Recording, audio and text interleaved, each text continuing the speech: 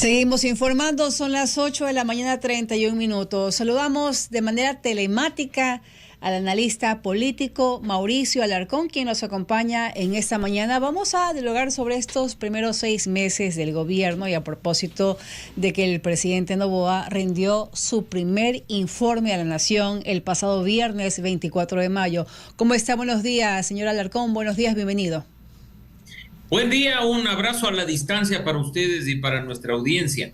Efectivamente, el pasado viernes 24 de mayo, Daniel Noboa rindió su primer informe a la Nación, su primera rendición de cuentas, y creo que el punto de partida es recordar a la ciudadanía que el periodo no es completo, es una evaluación de 6 meses de gestión, toda vez que este es un gobierno de transición que inició formalmente apenas en noviembre del año pasado. A su criterio, señor Alarcón, ¿estos 6 meses han sido positivos en la gestión del presidente Noboa?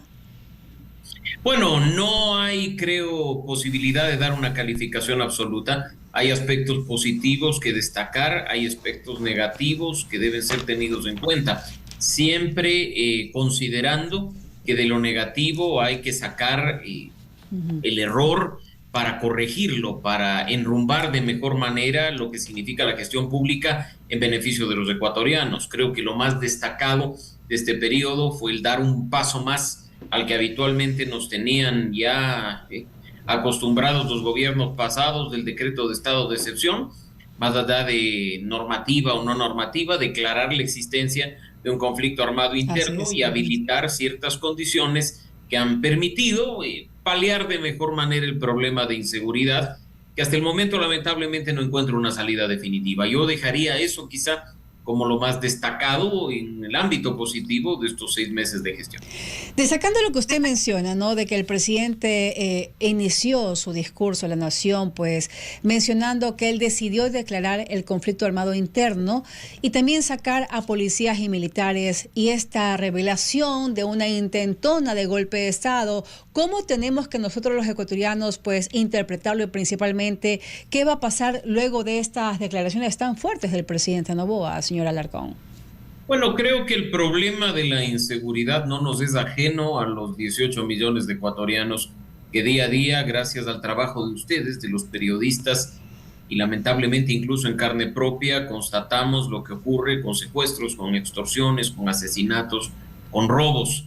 Ya no es solo un tema de delincuencia común, pues como bien lo ha dicho el gobierno, es un tema hasta de grupos de delincuencia organizada, calificados hasta como terroristas, pero de ahí a dar un discurso tan duro como hablar de que lo que sucedió en TC Televisión a inicios de año iba en el marco de un intento de golpe de Estado, creo que es irresponsable.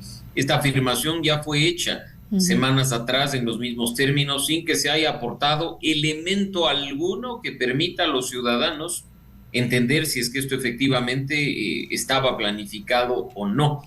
Lo cierto es que hay una afirmación que debería, en todo caso, ser investigada por las autoridades si es que hay mérito para ello, y por supuesto, si es que incluso está vinculado al cometimiento de delitos, ser sancionado con todo el rigor de la ley. No obstante, desde el lado de la ciudadanía y desde el lado del periodismo, nos quedamos con esa imagen espantosa de un canal de televisión siendo secuestrado en vivo por un grupo de delincuencia organizada que quería hacer demandas, que quería reclamar, que estaba amenazando incluso la vida de quienes se encontraban en ese momento en el set, y posteriormente la decisión del gobierno de hacerle frente tanto con la declaratoria de estado de excepción como de conflicto armado interno. Hasta ahí creo que están los elementos que nos permiten a nosotros sacar las conclusiones respectivas. Sin embargo, en este informe, resaltando los temas de seguridad que son tan urgentes y que todos los ecuatorianos pues ansiamos con tanta ilusión que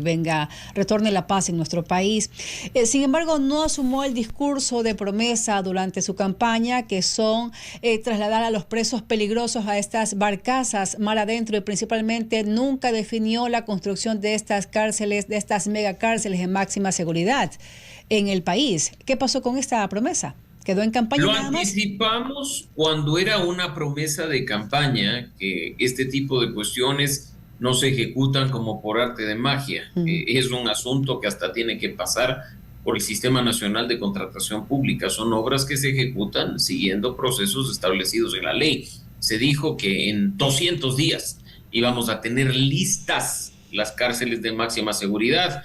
Ahora sabemos que una estaría en la Amazonía, otra en la región costa, en la provincia de Santa Elena. Lo cierto es que creo que no se ha pasado del anuncio y ya se había anticipado. Esto era imposible hacerlo de la forma en la que se había planteado y puede terminar siendo quizá una de las decepciones que los ecuatorianos tengan conforme pase este año de gobierno que aún le resta a Daniel Noboa, ¿no? Yo creo que parte de ser responsable como candidato es plantearle al país salidas reales que estás totalmente seguro vas a poder ejecutarlas en el caso de llegar a ser gobierno. Generar ilusiones que a medio camino se quedan truncas, independientemente de las razones, genera decepción, genera desánimo y por supuesto afecta la credibilidad y la confianza de los ecuatorianos en su gobernanza. Ahora, por otro lado, sí sorprendió, y principalmente para los que siempre han estado presentes en este informe de la Nación, de que el presidente rompió ese discurso tradicional, no de más de una hora, quizás un poco más en su discurso, aun conociendo de que él es un hombre que no habla tanto, principalmente en este tipo de foros. Sin embargo, el presidente supo callar para dar paso a estos videos que resumían cada área de su trabajo y principalmente lo que está haciendo en su gobierno. Desde su punto de vista, ¿el plan comunicacional del gobierno ha mejorado? A ver, un informe a la nación puede ser calificado de forma positiva en cuanto a los aspectos comunicacionales, pero de forma muy negativa en cuanto a sus contenidos. Y yo creo que eso es el caso de lo que los ecuatorianos vimos el pasado 24 de mayo. No se trata tampoco de un asunto de tiempo, pues si le presentas al país el antes y el después, si presentas cifras que corresponden con la realidad, si empatas como ordena la Constitución tus acciones, más allá de mencionarlas, con el denominado Plan Nacional de Desarrollo, podrían ser 15, 20 minutos suficientes para hacerlo, hasta intercalando videos. Pero si tu cuestión es ir a comunicar más como candidato que como presidente, creo que está siendo deficiente el proceso de la rendición de cuentas, que es lo que se busca con este informe a la nación. Mira que incluso las pocas cifras que se aportó en dicho discurso, vinculadas a la compra de ambulancias, a la generación de nuevos espacios o plazas de educación superior, o a temas que tengan que ver con la generación de empleo, han sido desvirtuados dentro del proceso de verificación de datos o fact-checking.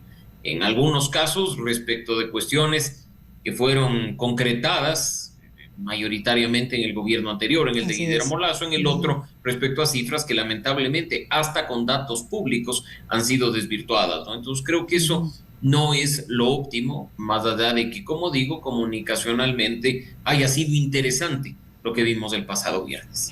Pero sí es elogiable, señor Alarcón, de que este gobierno haya logrado pasar leyes económicas urgentes en tan poco tiempo. Recordemos lo que pasó cuando asumió su gobierno el 23 de noviembre del 2023, que en tan solo 4 días se envió el primer proyecto de eficiencia económica y fue aprobado en el Parlamento Nacional el 19 de diciembre. Sin duda, y eso es lo que muestra que hubo en su momento, ya no lo hay lamentablemente, capacidad de generar acuerdos de gobernabilidad, acuerdos que no fueron transparentados, pero que dieron un resultado positivo para el gobierno en cuanto a la aprobación de estos proyectos de ley de urgencia en materia económica.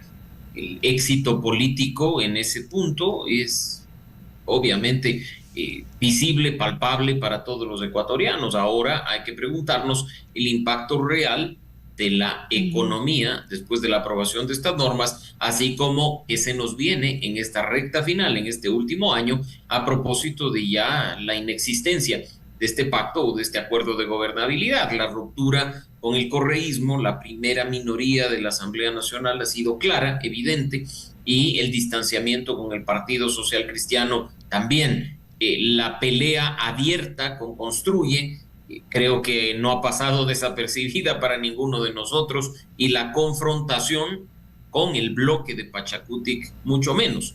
Para aprobar ciertas leyes se necesita más de 70 votos, para aprobar otras más de 92, y el gobierno en este momento, hasta habiendo captado a muchos asambleístas camiseteros que han caído en casos lamentables, diría yo, de transfugismo, llega en el mejor de los casos hoy a 34 legisladores cantidad insuficiente para por sí solo aprobar cualquiera de las dos opciones de proyectos. El camino de la gobernabilidad aún está por verse en este último año de gobierno y sin duda la relación ejecutivo-legislativo es fundamental para dar buenos resultados al país. Totalmente de acuerdo con usted, señor Alarcón. Sí me gustaría, para finalizar la entrevista, ¿cómo interpreta usted de que el presidente Noboa durante su discurso nunca le dio protagonismo a ninguno de sus ministros y más que todo resaltó la presencia y también el trabajo constante que hace la Policía Nacional y también las Fuerzas Armadas? Una estrategia de comunicación indiscutible de aquellas que hemos mencionado como exitosas a lo largo de esta entrevista. Tú sabes que los ministros en muchos casos no tienen la mejor imagen, incluso después del denominado caso Olón o de los temas vinculados a los apagones, a los cortes de energía, la ciudadanía siente que son los ministros los que están fallando en su gestión pública. Ponerles en segundo plano o incluso ni siquiera mencionarles, creo que es parte de esa estrategia comunicacional de separar las cosas. Aquí el presidente soy yo, el que está contándole al país lo que ha hecho soy yo, dejemos a los ministros en un segundo plano. Y más bien, si lo positivo, lo rescatable, como lo dije hace un momento, es el tema del conflicto armado interno, pues aplausos de pie a la Policía Nacional y a las Fuerzas Armadas que día a día se sacrifican para tratar de darnos algo más de seguridad de la que teníamos hace pocos meses. Eso es comunicación pura y dura, indiscutiblemente. ¿Sería saludable para el gobierno del presidente Noboa seguir con los cambios en los ministerios? Indiscutiblemente, yo creo que evaluar a tu gabinete, como lo dijo Noboa al momento de posesionarse en función de los resultados, es un acto de responsabilidad. Cambiar ministros no es un acto de debilidad ni una seña de que estás fallando. Llevar a cabo acciones más bien irresponsables como denunciarle a una ministra a la que tú alababas pocos días antes por traición a la patria ante la fiscalía es irresponsable. Un presidente debe saber que necesita un equipo de trabajo que ejecute sus directrices generales con conexión directa al plan de gobierno, al Plan Nacional de Desarrollo. Si esos ministros en estos 6 meses han fallado o incluso son incapaces hasta de dar declaraciones públicas o de aparecer en medios, parte de la evaluación sería esa y, por supuesto, si es necesario, cambiarlos. Ya ha habido cambios en el gabinete, los hemos visto, ya se han dado pasos en cuanto a, por ejemplo, cambiar al ministro de Educación por la nueva ministra. Nunca supimos, nunca escuchamos, nunca vimos las razones del cambio y creo que, de nuevo, sí forma parte de esa evaluación que Noboa nos indicó en buena hora, porque creo que los ecuatorianos estamos conscientes que un presidente no lo es por sí solo, sino por su equipo de trabajo. Gracias, señor Alarcón, por habernos acompañado en esta mañana. Siempre un gusto, un abrazo a la distancia, buen lunes y buena semana para ustedes. Igualmente para usted. Este fue el diálogo junto a Mauricio Alarcón, analista político, pues abordando esta temática de los 6 meses de gobierno. Todavía hay mucha tela que cortar.